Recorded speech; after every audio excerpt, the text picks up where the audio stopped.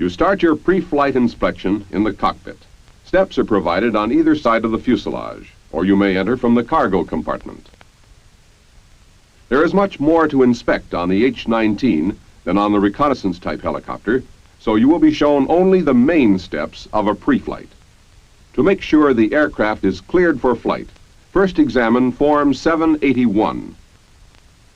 Next, turn on the battery and miscellaneous inverter switches to check the fuel quantity in both the fore and aft gas tanks. Then turn off both switches. Release the rotor brake to enable you to turn the rotor head later on during its inspection. That's all in the cockpit at this time. The next area to check is the cabin. All cabin equipment must be inspected carefully. Start with a fixed light. The switches should be in the off position. The fire extinguisher should be in place, secure, and indicate proper pressure. Now, proceeding in a clockwise fashion around the cabin, check the condition of the passenger seats and safety belts on the right side. Then see that the heater-damper control is in its proper position. Next, check the baggage compartment. To remove the door and to prevent damage, carefully release all 4 fasteners.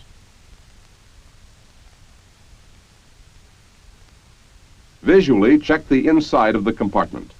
Make sure there are no loose articles that may cause damage. See that it has not been excessively loaded. When you replace the door, make certain that all fasteners are secure. The first aid kits must be secure and properly sealed. Check the handle of the emergency escape hatch and the general security of the hatch itself. Then check the seats and safety belts on the left side. The cabin inspection may vary with different auxiliary equipment, but in any case be certain that everything is secure. After completing your inspection of the cabin, open the 2 clamshell doors which house the engine compartment. Don't let go of the doors until they are securely fastened. They could be damaged by wind or the downwash of another helicopter.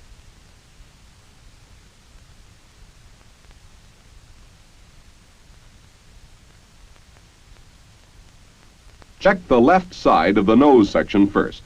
Make sure that the fire warning system on the door is secure and not damaged. Then check the left nose gear for damage, condition of the self-centering device, correct strut extension, and proper inflation of the tire. Now for the engine and its accessories. Inspect all hoses, connections, safeties, and check the security and proper mounting of all attached components. Look for loose or damaged parts and for excessive oil leakage. Check the right side of the engine and right landing gear in the same manner as you did on the left. With this phase of the inspection completed, secure the clamshell doors. Now, on the right side of the aircraft, look into the clutch compartment through the air ducts. Check for excessive oil leakage and condition of hydraulic lines. The oil tank filler is located on this side. Make sure that the oil is at a proper level. Then secure the filler cap. Also check the security of the filler cap for the forward fuel tank. Now try the movement of the cargo door and see that it latches securely. On the right main gear, check the slippage marks and the tire for proper inflation. Check for any leaks in the brake and in the hydraulic line. See that the shock struts are extended to the proper length. Then check the security of the filler cap on the aft fuel tank. As you continue around the aircraft, observe the general condition of the skin. Look for cracks, dents, and missing rivets. Remove the access panel on the right side to inspect the battery and other installed equipment.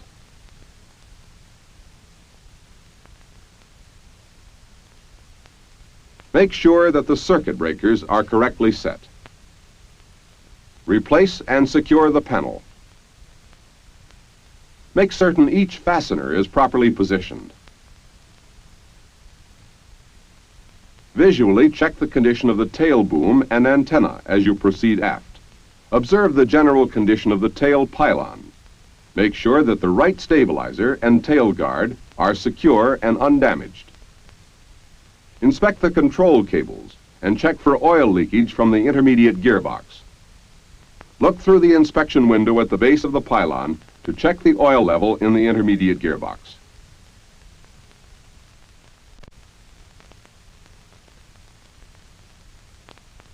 In the same manner, check the oil level in the tail rotor gearbox.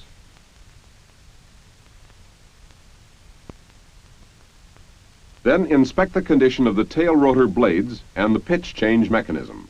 Since it is impractical to examine them closely, be sure your visual check is thorough. Continue the inspection on the left side of the aircraft. On this side, just as on the right, check the tail pylon, stabilizer, tail boom, antenna, and fuselage.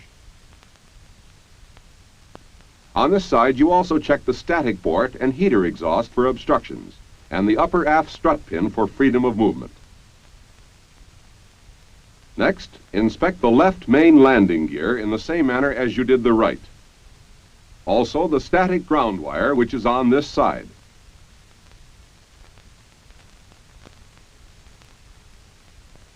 When you complete this, crawl under the fuselage and drain some gasoline from the aft tank to check for water and foreign matter. The cargo sling should be properly stowed. Check the forward tank for water and foreign matter.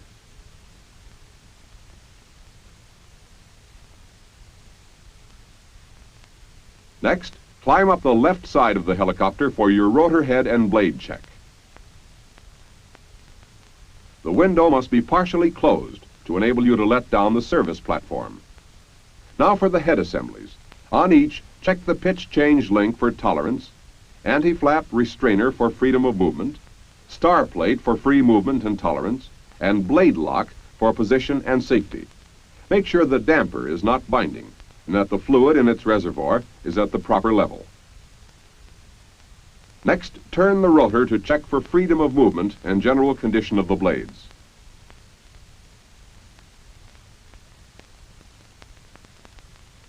Inspect each head assembly in the same manner as before, looking for damage, cracks, and excessive wear. Through the window aft of the cockpit, check the oil level of the main gearbox and servo reservoir. Also look for signs of excessive oil or fluid leakage. That completes your inspection on the left side. As you climb down, secure the service platform.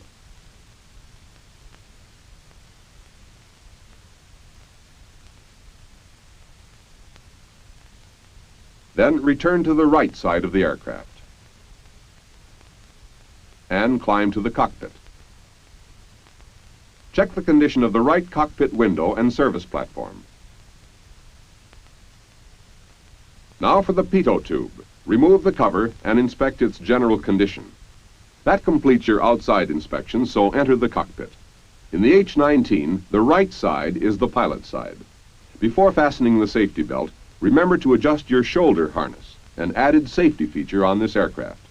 The ends of the harness are looped to the safety belt fastener.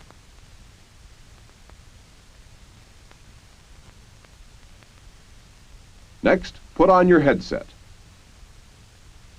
Now to check the flight controls for freedom of movement. They are the same controls you used on the H-13. Cyclic, pitch, throttle. After checking it, leave it closed. And finally, anti-torque pedals. Set the fuel selector switch to the fullest tank. The mixture control on the right of the quadrant is set full back to idle cutoff. The other levers are set full forward. Make sure the rotor brake is released. Turn on the battery and correct fuel pump switches, then the flight and miscellaneous inverter switches. Prime your engine. Then, with the starter, turn the engine through a complete revolution before starting. This is your check for hydrostatic lock. After completing your starting procedures, increase engine RPM to 1700 and turn on the clutch pump switch. As the clutch starts to engage, engine RPM will fall and the rotor will start turning.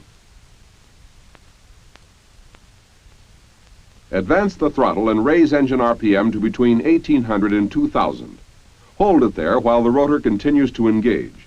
When rotor RPM is risen to approximately 130, reduce throttle until the engine needle falls slightly below the rotor needle. Mechanical coupling will engage at this point.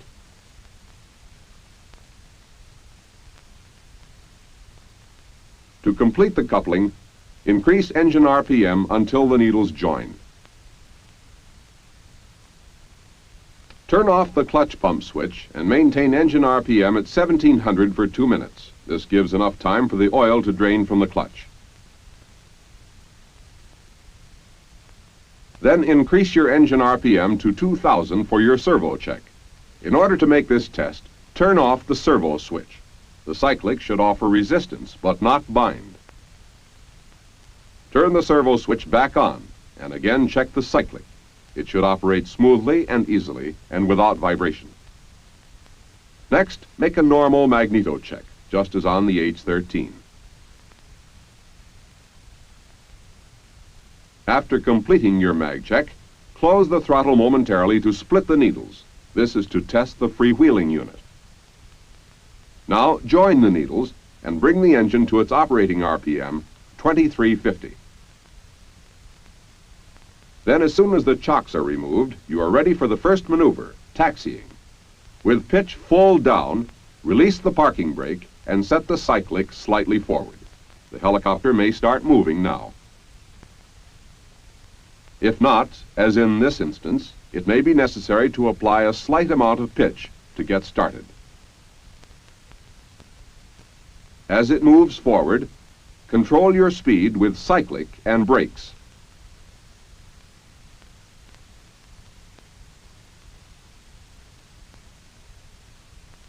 A helicopter with wheels requires a very small amount of pitch for taxiing. Maintain operating RPM for good control and to enable a takeoff in event of emergency.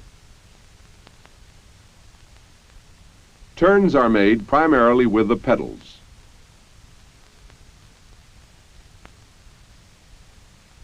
However, by applying brake on the side toward which you are turning, a sharper turn can be made. Remember to use a minimum of pitch. However, if the main rotor should start to bump against its stops, you have applied too much forward cyclic. Eliminate this bumping by moving the cyclic slightly toward the rear. The more advanced wheel and brake system of the H19 makes taxiing and turning easier than in helicopters equipped with skids. Therefore, it is generally more practical to taxi rather than hover, as you would in a reconnaissance-type helicopter.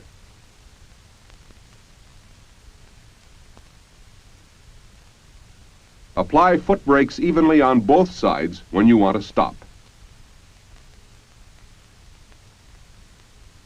Before all takeoffs, a pre-takeoff check is made.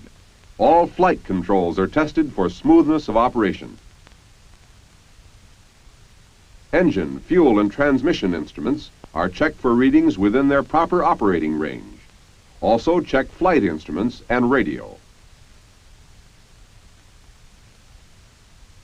To take off to a hover, start with pitch down, cyclic in neutral. Then bring the engine up to operating RPM and slowly increase pitch until the helicopter reaches a hovering altitude. Normally, this will be between 5 and 10 feet. The H19 pedals offer more resistance than on lighter helicopters. Hovering to the rear should be avoided because of limited visibility. Other than this, the H19 can be made to perform all the hovering maneuvers which you learned in other helicopters. Hovering turns are made with the pedals. Avoid fast rates of turn, since too much stress can damage the tail pylon. The H19 can make a normal takeoff either from a hover or directly from the ground. From a hover, the takeoff is essentially the same as in an H13. Be sure to avoid an excessive nose-low attitude. Now let's take a look at a normal takeoff directly from the ground. Generally employed with critical loads and under some confined area conditions, it requires good coordination and timing. Begin this maneuver at operating RPM. Smoothly apply pitch as you add throttle to hold your RPM. As you break ground, the helicopter should pivot and move immediately into forward flight. Again, be sure to avoid an excessive nose-low attitude. As you gain effective translational lift, level and establish a normal climb. When you first practice auto rotations in an H19, you should make a power recovery. Enter auto rotation at 500 feet at an airspeed of 60 knots. As in other helicopters, start the auto rotation by lowering pitch and reducing throttle. Add a slight amount of throttle to keep the engine running smoothly. If rotor RPM becomes excessive, it may be necessary to add a small amount of pitch. Maintain airspeed at 50 to 60 knots during auto rotation. To prevent a high rate of descent, only flare auto rotations are made in an H19. When you are 50 to 75 feet above the ground, flare the helicopter to dissipate airspeed, stop your rate of descent, and increase your rotor RPM. After leveling the helicopter, make a normal power recovery at a hovering altitude. Once this is mastered, the next step is to learn to auto-rotate to the ground. Touchdown should be made in a slightly tail-low attitude and with forward speed. As you gain greater proficiency, slower touchdowns should be made to prepare for landing on rough surfaces in emergencies. To make a normal approach in an H19, you follow the same general procedures you learned in your primary flight training. However, the difference in weight and speed of this aircraft will place a higher requirement on your planning and judgment. This is especially noticeable when turning into the final approach. Practice will develop accuracy. Start your approach when you reach a 12-degree angle. Maintain 55 knots during the first third of the approach. Then gradually dissipate speed and altitude. Apply sufficient power to complete the approach at a slow rate of closure. Approaches can be made at a hover, but are better directly to the ground. Touchdown is made with little or no forward motion. When your flight is completed, taxi to the designated parking area.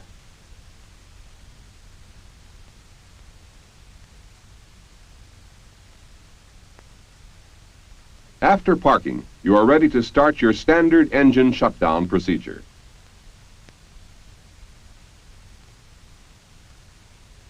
Apply toe brakes firmly on both pedals and set the parking brake. Perform a normal magneto check as you did in your starting procedure.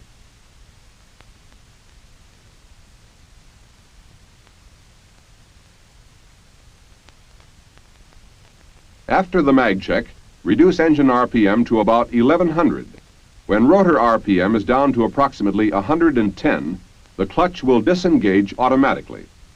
Make sure the droop stops have dropped into position before continuing the shutdown. Then idle the engine until cylinder head temperature is below 150 degrees and move the mixture control to idle cutoff. When rotor RPM drops below 80, apply the rotor brake gently to stop the rotor.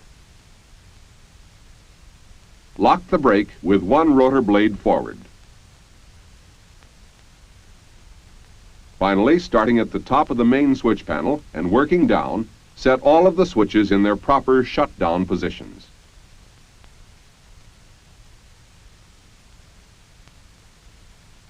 Place the fuel selector switch in the off position. Your shutdown procedure is complete. Now fill out your flight report. After entering your flight time, turn to the back of Part 2. If any defects are found during flight, make sure to enter them here. And sign off your flight.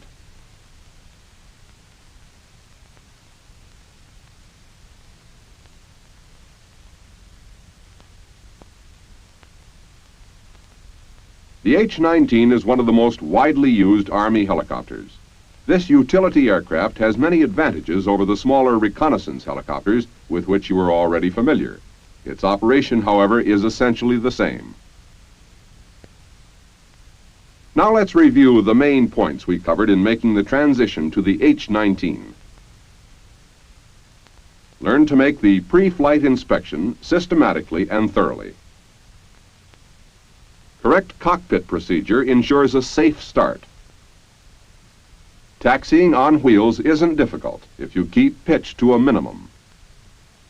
Hovering is generally the same as in smaller helicopters, but used less often. In a takeoff, avoid excessive nose-low attitude. A flare auto-rotation is the only type used in an H-19. Your approach should be slow and well under power for accuracy and precision. Learn the correct engine shutdown procedure to make sure nothing is overlooked or forgotten. In transition, as in your earlier training, your most valuable tools are firm procedure and a positive technique.